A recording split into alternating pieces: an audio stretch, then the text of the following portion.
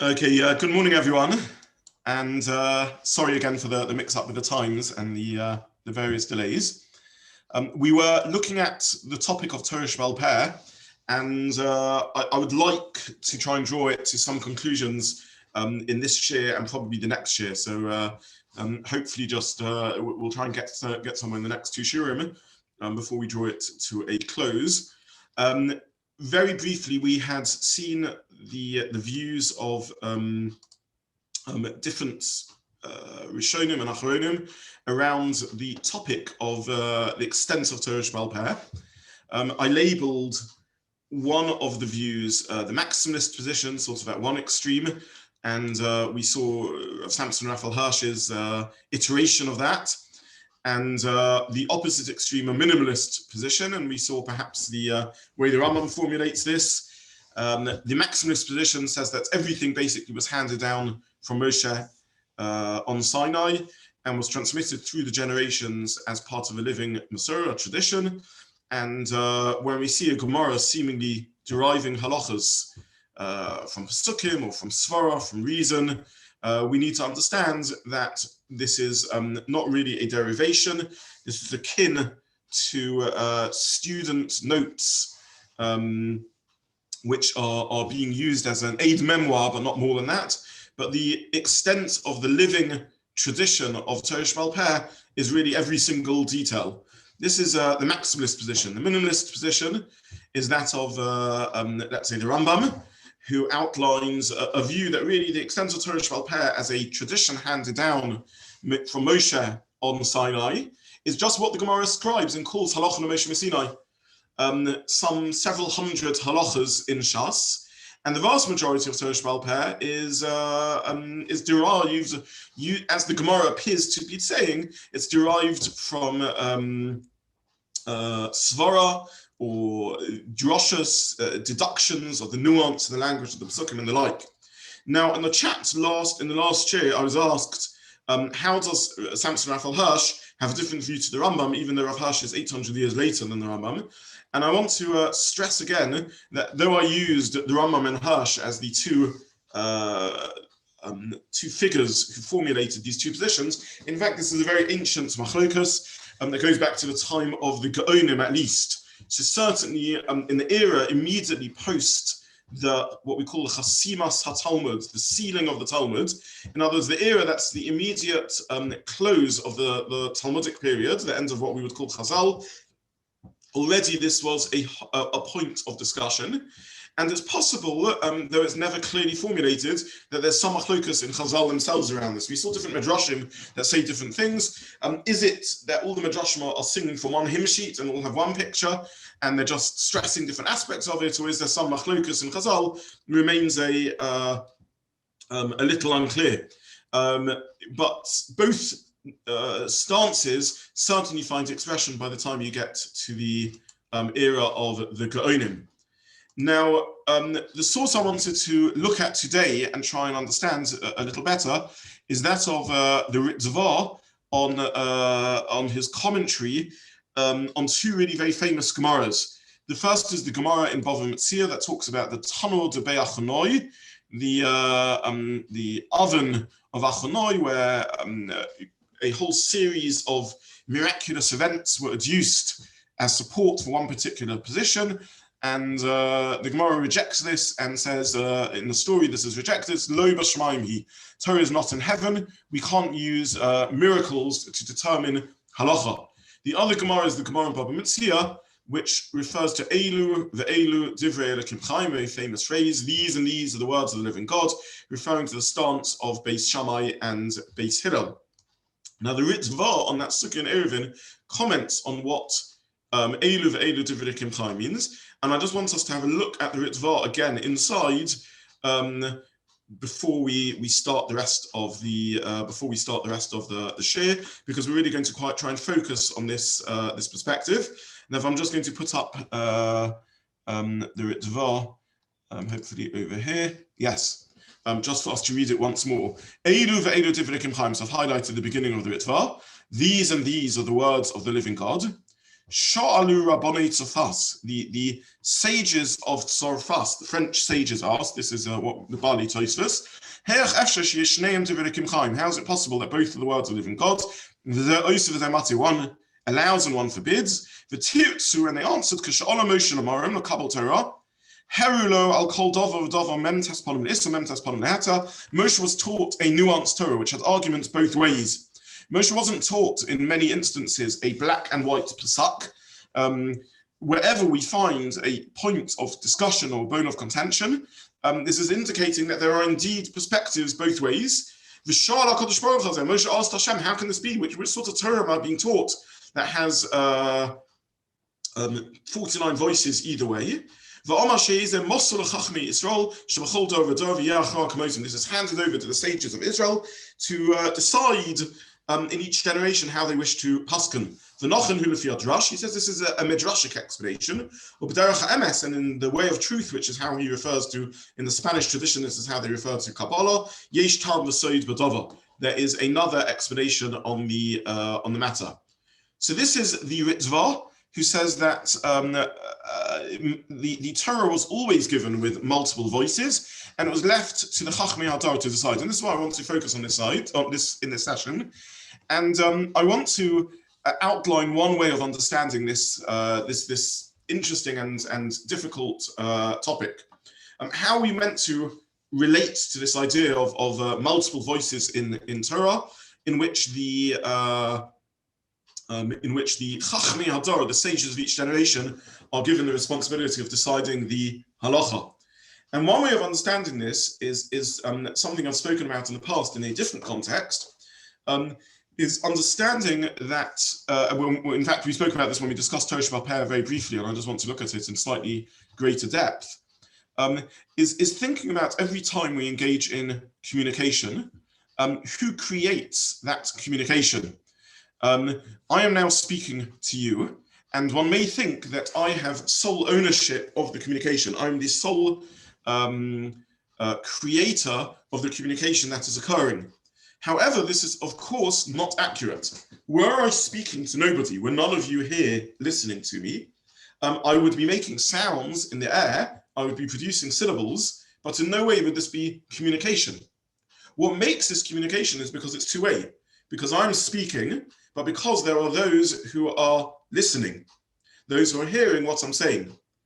And the communication, therefore, is created jointly, both by the speaker and the listener. Now, this isn't just an abstract point in the sense that were I speaking to no one, it wouldn't be communication. But in fact, we both have an ownership of the communication. We are both molding the communication into saying what it says, into communicating what it communicates. How so? Because it is true that as I'm speaking, I wish to convey certain meaning in my words, convey certain information or insight in what I'm saying. However, as this is heard by every individual, each person hearing it understands it in their own way, integrates it into their own way of thinking, their own life's experiences, and everything else. And therefore, each of you are hearing what I'm saying slightly differently to anyone else. In fact, you are uniquely equipped to hear what I'm saying in your own very individual and personal manner, because you hear what I'm saying and it's in line with your way of thinking, your life experiences, your particular style of thought, and so on and so forth. In fact, arguably, and I would say not even arguably, but certainly, in some respect, you are hearing what I'm saying better than I'm saying it, better than I'm able to intend it and mean it. How so? Because I'm saying it from one perspective, but each of you have your own unique experience and insight, and are therefore hearing it in your own way. So this is the nature of communication as it occurs, even just in a simple communication like when we are speaking now. As a halachic aside, this is the basis of the halachic principle called Shomea Ka'ona. Very important halachic principle is that anything which demands me to say something in halacha, or many cases where I need to say something in halacha, I can be yotza through listening to someone else saying it. I need to say a bracha, I need to say kiddush, whatever it may be. Someone says it on behalf of many participants. How are the participants yotze? How do they fulfill the obligation? After all, the halachic requirement is that they should mention it. They should say it. Zocher es Yom HaShabbos HaKadosh, which Chazal understands to mean mention Shabbos. How can they be yotzer by listening to me saying it? And the Gemara answers there's a halachic principle called Shomea Ka'ina. The one who listens is like one who says it, like one who responds. And this is a very unclear formulation of a halachic principle. If the Gemara means to say that listening is enough, it should just say Shomea is enough. Does the Gemara mean to say that somehow Shomea, listening, is like speaking? I'm not speaking, I'm listening. And if the Gemara wanted to say that listening is like speaking, it should have said Shomea k'medaber, or something of the sort. That's normally Shomea ka'omer. That's the normal language for speaking is medaber. What's Shomea ka'omer? Speaking is like answering. And the secret to the Gemara, the insight the Gemara is offering us, is that when you listen, you are always responding. If you're listening, you can't help but respond. Because by listening, what you're hearing is creating a reaction and a response in your own mind, in your own frame of reference, in your own way of thinking. And therefore the listener, says the Gemara, don't view the listener as a mere passive hearer of that which is being said. But realize that the listener is a listener. Shomea ka'ona. The listener is also adding to the communication by responding to that which they are hearing. And therefore I'm yotzer obligation, not just by saying Kiddush, but also by listening to Kiddush, because Shomea ka'ona, because by listening, I'm also responding and creating the communication. So this is a halachic idea also. And this appears to be the basis of the concept of Torah SheBaal Peh as understood by these Rishonim. We are hearing the words of the infinite God. The communication issued by Kadosh Baruch Hu is not solely his property. We as the listener are also co-owners of it. We are partners in it. We create Torah by us hearing the Divrei Torah, by us hearing the words of Torah, because in the halachic language, Shomea ka'ona, we are hearing and responding and integrating that's what's being said into our finite minds, into our way of understanding it. HaKadosh Baruch Hu is infinite. His communication is communication of the divine. Each and every listener of Torah who does their best to hear honestly Devar Hashem, through so doing is creating Divrei Torah, is hearing words of Torah. Now this doesn't mean that every random listener who listens to Torah has a voice and an authority to express an opinion which would qualify as Eilu Ve'eilu Devilikim Chaim. The listener has to be a qualified and competent listener, a professional in the field, someone who has a mastery of the sources, who has the skill set to interpret them appropriately, who has a range of information from the full breadth of what Torah has, who has a depth of insight into what Torah is communicating, and who's an honest person who's genuinely trying to understand Devar Hashem without an agenda of their own. All of this is absolutely true. However, for someone who is an honest and competent listener to Devar Hashem, who is qualified to have a voice in halacha, a member of Chazal, one of the Rishonim, one of the Achronim, or a posek indeed to this day, when they are hearing the words of Hashem, of course they are hearing it in a certain way, based upon their way of thinking, their insight and perspective into Torah. And what they are hearing is an accurate and correct hearing, because this is how it is being heard by them. The voice of Hashem can't just be said in the abstract. It is communicated from HaKadosh Baruch Hu, but then needs to be heard by each and every person as they listen. And the way it is heard is part of what is Divrei Elokim Chaim. It's part of the words of the living God, because communication isn't just said by the one who says it, but it's also said by the recipient of the information. So in this model of the Torah SheBaal Peh, which appears to be somewhat akin to how the Rambam and the Ritva that we saw at the beginning of today's year, we saw right at the end, the tail end of the last year, seem to be understanding. In this model of Torah SheBaal Peh, if we ask ourselves, well, what happens if one of Chazal understood something wrongly? How can we trust the reliability of the oral tradition, the Torah SheBaal Peh, if indeed, as per the Rambam, only a small part of it is oral tradition handed down, and a lot of it is the interpretation of Chazal? The answer is, by definition, the interpretation is correct, because Eilu Ve'eilu Devilikim Chaim. As long as this is an honest attempt at hearing Devar Hashem, engaged in by a Talmud Chacham equipped to so do, then by definition, the outcome is a true outcome, because this is what they genuinely heard in Devar Hashem. if this is what I've heard of the infinite communication, and this is how it's been received by my ability to hear and listen, then by definition, this is a truth.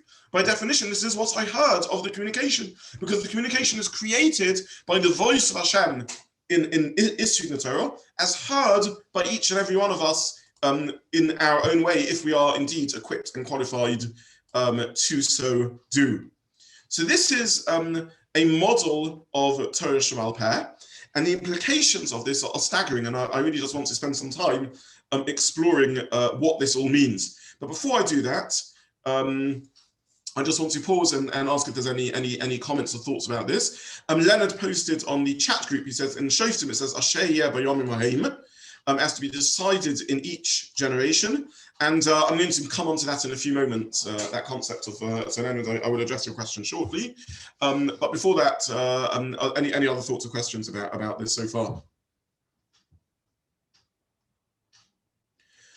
Okay, so given this model of Torah SheBaal Peh, we are first of all able to resolve a number of different features that are unique to Torah. We refer to an insight into Torah as a chiddush, as something new. And this isn't a new turn of phrase. This is how Chazal themselves spoke about Torah. And in fact, there's interesting paradoxes in the language of Chazal. So for example, Chazal tell us that Rabbi Luzzatto Harkness was mechadesh chidushim in Torah, asher lo shama ozim in Sinai, that no ear had heard them since Sinai. Clearly, genuine chidush haTorah, new pieces of Torah being created. And yet, equally, the Gemara tells us, Rabbi Luzzatto says, I never said anything which I didn't hear from my rabbis, shelo shama rabbosa, which I didn't hear from my rabbis. And the answer to this question is that Rabbi Luzzatto Ben Azariah was both mechadesh chidushei Torah and only saying things which he heard from Sinai. How can both halves be true? How could he only be saying things which he heard from Sinai and yet he's mechadesh chidushim? And how indeed is there a concept of a chiddush in Torah at all? What does it mean to talk about a chiddush in Torah, some new insight to Torah? Surely Torah is given on Sinai. And the answer is that every time we learn Torah, every time we hear Torah, we are creating Torah, because it's us who has heard the Torah in our own unique perspective and understanding. Such Torah has never heard before, because I have never heard this Torah before. There's never been someone like me with my own way of thinking, my own insights, my own mindset, who has heard these divrei Torah.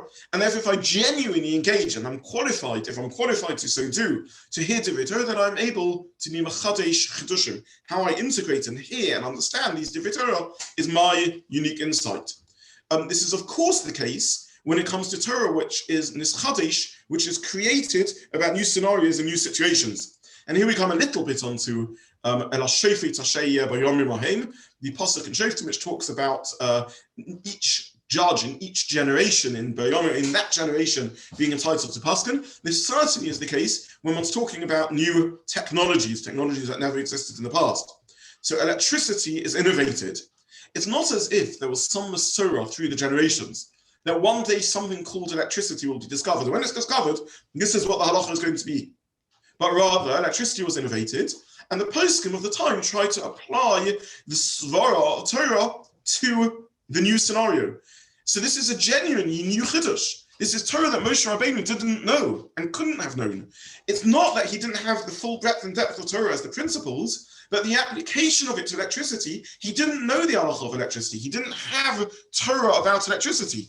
Had he been posed the shayla, been able to understand the context and so on, of course he would have come to a halachic conclusion. But for now, he hadn't applied Torah to that particular circumstance. And therefore, the application of Torah to that circumstance is a chiddush. It's a genuinely new piece of Torah that hadn't existed until now.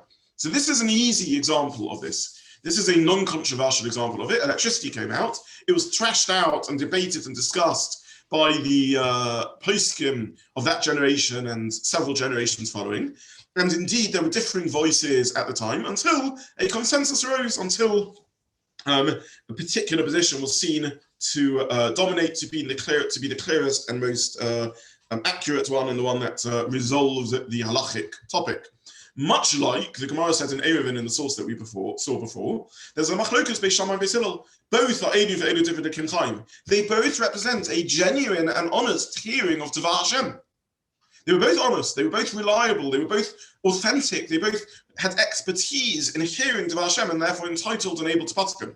La halacha, we have to paskin like one or the other, depending on which one leads to the consensus, which one is the rave, i.e. the svara that is heard better by most voices on the topic. Nonetheless, both represent the truth, that the halacha has to be like one or the other. This is also the secret to the Gemara in Menachos, the very famous Gemara in Menachos that we saw a few weeks back. And again, I just want to put up on the screen that Gemara in Menachos, because it will remind us of what's going on over there. And this is the Gemara that Moshe didn't understand Rabbi Kiva's shir.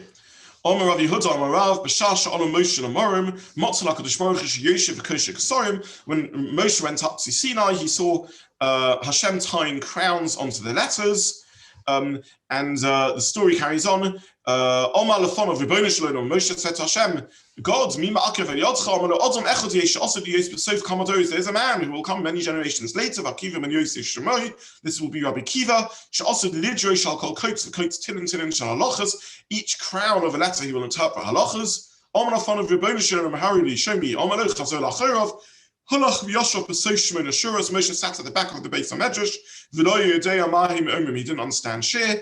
Toshat Koicho, he became depressed. Given Shegia Ladav Echad, Amalo Talmidov, Rabbi Menaylach. The students Rabbi Kiva asked him, Amalan Halachan Moshe Messinai, Nis Yashvatato. Rabbi Kiva answered, this is Halachan Moshe Messinai, and Moshe was appeased. Summary of the Gemara: Moshe, in some sort of mystical or midrashic experience, is given the opportunity to hear the Torah of Rabbi Kiva, and he doesn't understand it. And he says to Hashem, he's weakened by this, so what sort of Torah am I giving? So he hears that everything that Rabbi Kiva is saying, which he himself doesn't understand, is Halachan Moshe Messinai.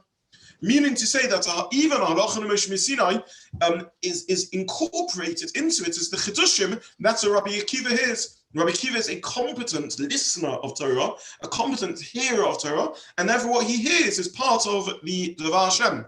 True, no one else ever heard it before him, but this is part of the communication because this is what he's genuinely hearing. Of course, no one ever heard it before him because there is no Rabbi Akiva out there previous to that. There never was another Rabbi Akiva. Never till then was a Rabbi Akiva, and therefore, until that point, it was never heard what he had to say.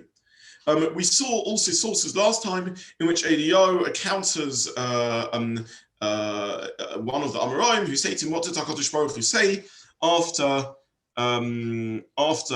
this view was heard, after this machlokas happened?" He says, "Nitzchuni bonai." How does HaKadosh Baruch Hu learn? HaKadosh Baruch Hu learns aliba to Rabbi Kiva, aliba to Rabbi Yishmael. Anyone familiar with the terminology of the Gemara, when the Gemara wants to say the viewpoint of Rabbi Kiva or the viewpoint of Rabbi Yishmael, it will say aliba, which we translate as according to. The literal meaning of the word is aliba, on the heart of. How Rabbi Kiva hears it, how Rabbi Yishmael hears it, this is the Torah that is learned. So, so this is the first point to make. I'm just seeing here, Peter posted a question here. He says, someone who's below the requisite level of Torah knowledge comes up with a new idea, which would have been a chiddush, if expressed by Talmud Chacham. Is it in fact a chiddush? I don't know, it's an interesting question. If someone came up with it randomly, because it just happened to be something that they thought, and it wasn't based upon Divrei Torah, Devar Hashem wasn't an accurate reading of the Pesukim, but they got lucky, and it happened to be that this was a particular authentic reading of the Torah. I'm not sure if that would qualify as a chiddush. But your question spurs me to mention that when I talk about the requisite level of knowledge, lav dafka, not necessarily is it equal in every area of Torah. And it could be and should be that each and every one of us are able and do come up with chiddushim in areas of our own competence. The truth is, if all of us who are not Talmidei Chachamim, unfortunately, but we try and learn Torah, and we read a piece of Gemara, we read a Mishnah, we read a Chumash, and we do our best to interpret it, and to understand it, and we at least integrate it into our way of thinking, there is an aspect of Torah, genuine Torah in it. This Torah Sivalon in Moshe, Merosha Kiraz Yaakov. Torah is meant to belong to the whole of the Jewish community. So even though when it comes to halacha lemaisa, to practical halacha, we certainly only take seriously the views of poskim who are qualified to so do, I don't know if that means that when one is learning psukim or learning Mishnah, or learning Gemara, or whatever it is, we should feel that we are distant and unable to be mechadesh something. The mere fact of us genuinely trying to hear what's being said and integrate it into our way of thinking is by definition a level of chiddush, because this Torah has never been heard in our brains, in our minds, in our own personality. So in that sense, I think there always is a sense of chiddush in all our learning. So this is a model of Torah SheBaal Peh, which I think fits into the view of the Ritva and the Rambam, in which Torah is given and can be heard in multiple ways, and how we hear the Torah is something that's mosor, given over to the responsibility of the Chachmei HaGemara in each generation. Now, the Chachmei HaTorah in each generation. Now, the implications of this, I think, are enormous. And I just want to spell out two implications, two aspects of this. The first is understanding what all Torah SheBaal Peh therefore is in this formulation. And the second thing is thinking about what this means in modernity, because it's clear that if this is the case, and each listener of Torah hears Torah in their own way, it's similarly, and this again gets back to this pasuk, each generation is going to hear Torah in its own way. And each person is going to be influenced by their way of thinking, which is a product of different times and different eras. And this is certainly a very sensitive point, which is to what degree is modernity, to what degree is modern insight, modern moral values, modern way of understanding things entitled to have an impact on Divrei Torah, on Devar Halacha. And I don't have a simple answer to say. It's easy to take one of two extremes, and I don't believe either extreme is correct. I'll start off with the view to which I have no sympathy, which is Torah just has to mold itself to every single modern trends of thinking and whatever is culturally fashionable in intellectual trends. Torah should be swayed towards that. This certainly is not authentic Torah. Equally, however, I don't think the simplistic model, the other way around, in which somehow a posek is in an ivory Torah completely immune from any changes in ways of thinking, is true either. Now, it would be simpler if this was the case.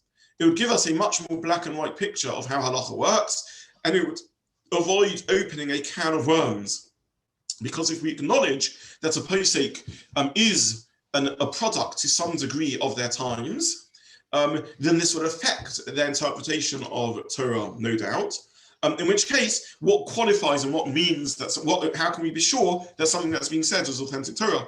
And there isn't a simple answer to that question. I think a part of that question is the competence of the posek, the honesty of the posek, the rigor of their argument. There isn't a simple answer in which one can just black and white address this issue. Someone posed last week on the chat group, and I didn't get a chance to answer this. In fact, a couple of questions around the same topic. How would one reply to reform that Moshe couldn't understand what was being learned in the yeshiva of Rabbi Kiva? How would one just reform about this and so on and so forth? Now, this is correct, meaning if we had a model, and this is possibly why you can speculate why Samson Raphael Hirsch chose to adopt a model in which he said the whole of Torah was transmitted as a whole body, and there's in a sense no room for creative interpretation, because that model avoids any need to respond to people who are making interpretations which we think are beyond the pale. In the alternative model, in which we are genuinely entitled to interpretations, in which we are mechadesh, we do have to answer that criticism. Well, what then are the boundaries of chiddush, of which chiddush is acceptable or not? Now, one boundary is competence. That's an easy boundary. a chiddush innovated by people who aren't competent, who aren't genuinely able to read Devar Hashem Torah properly and accurately, that would be a boundary within it. One would secondly have to speculate about an agenda. Is this an honest search for Torah, or is there an agenda at work? There would be a second boundary that's what needs addressing. A third boundary is this true to the Masorah? Is this part of the way with which we have been taught how we are meant to analyze and think about Torah? So there are boundaries over here. Shivim Ponon Torah, famously 70 faces of Torah, but not a 71st. There isn't a complete free-for-all within this. But it is true to say that once we acknowledge the existence of genuine chiddush, it becomes a little more scary, a little more dangerous. What are the boundaries of chiddush, and what might be the influences of such innovation? So what I really want to do is first of all show you an interesting use of language by the Rambam, which ties in to this conversation and sort of reveals the mindset of the Rambam. And then either in this year or in the next year, I want to start addressing some examples of what this allows us to do within Torah.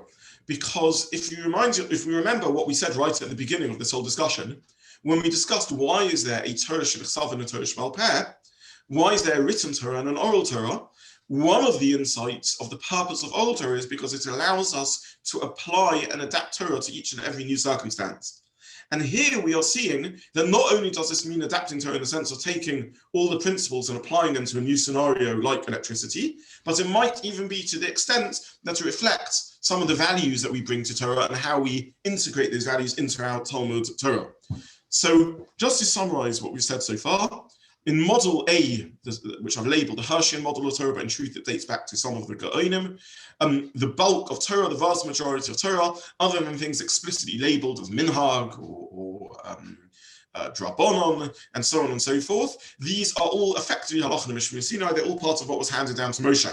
The price you pay for this model is it's a static Torah, it's a set Torah, and wherever you find machlokus, it's due to a loss in the Masorah, a loss of the tradition. Something's been forgotten, and therefore you end up with machlokas, you end up with argument.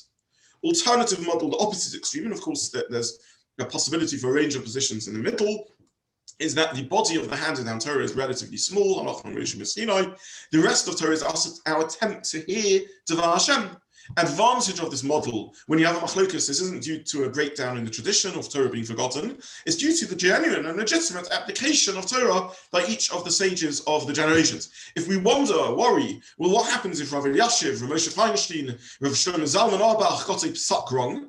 We don't need to be concerned. As long as this is an honest application of Divrei Torah to a particular situation, this is how they are hearing it. How do we paskin? Of course, we need to arrive at a psak in a particular manner. But Rabbi Kiva, Rabbi Yishmael, down to the poskim of our times, if they are genuinely equipped to engage in Talmud Torah and arrive at a halachic conclusion, this is how they are hearing the word of God.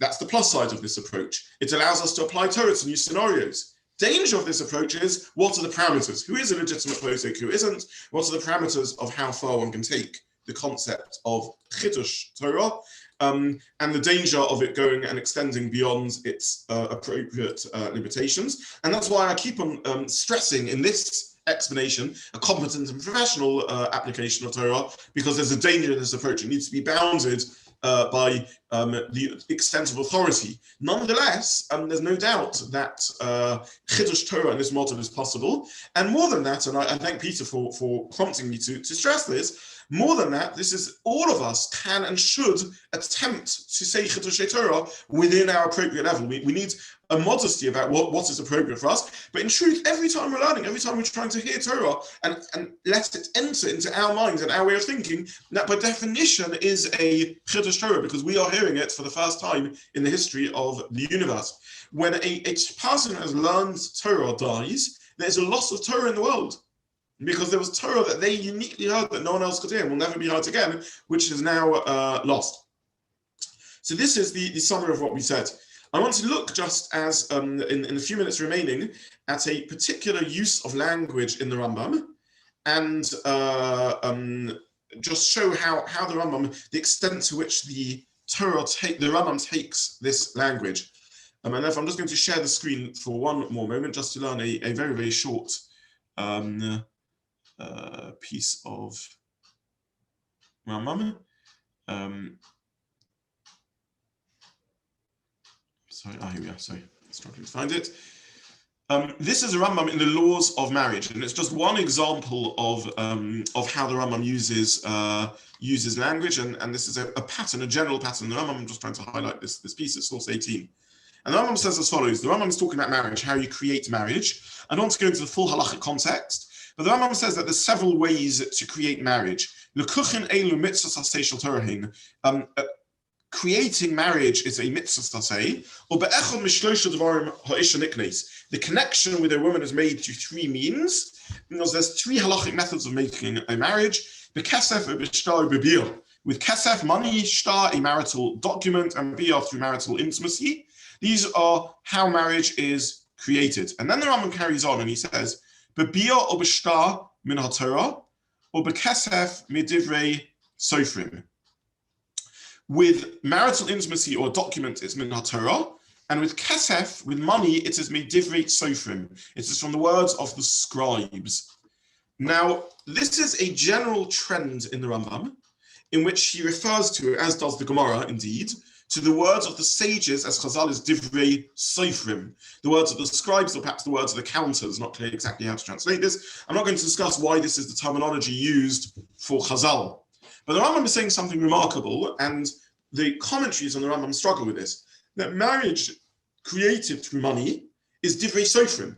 Marriage created through a document or through intimacy is min haTorah, is deraisa. Marriage created through money is divrei sofrim, is derabanan.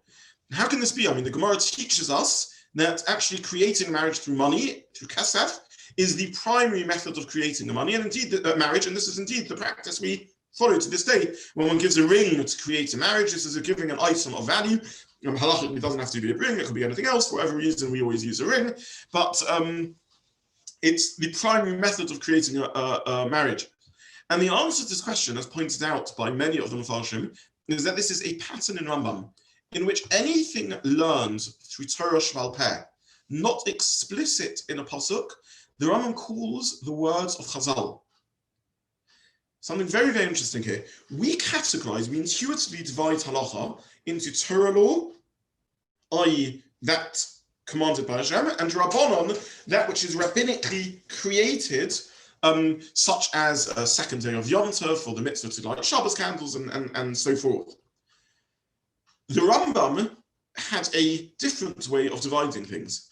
You have things which are pesukim in the Torah, or specific pieces of tradition, halacha and Mishnah Sinai perhaps, referred to as divrei Torah, and then you have human created Torah. Human created Torah of two sorts. Human created Torah when we are interpreting divrei Torah, which has the force of Torah law because it's an interpretation of the psukim, but referred to as the words of the sages, and then the words of the sages in which they are innovating something completely, like creating a Purim or a Hanukkah. So the Rambam says, divrei sofrim, he doesn't mean to say that this doesn't have the force of Torah law.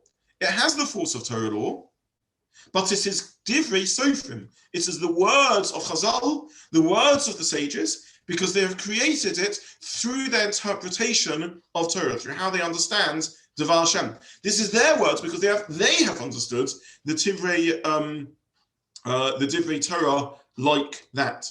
So this is just a very stark way of bringing out the degree to which the Rambam understands this to be divrei sofrim, genuinely the words of the sages in hearing the divrei Torah. And this is the model that the Rambam adopts of divrei Torah.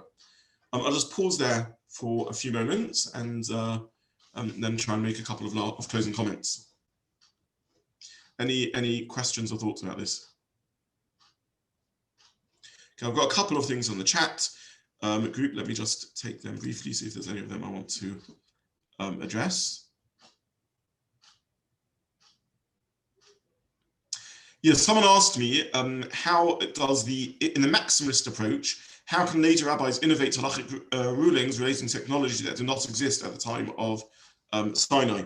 So this is an important point because we shouldn't take the maximalist approach too far either.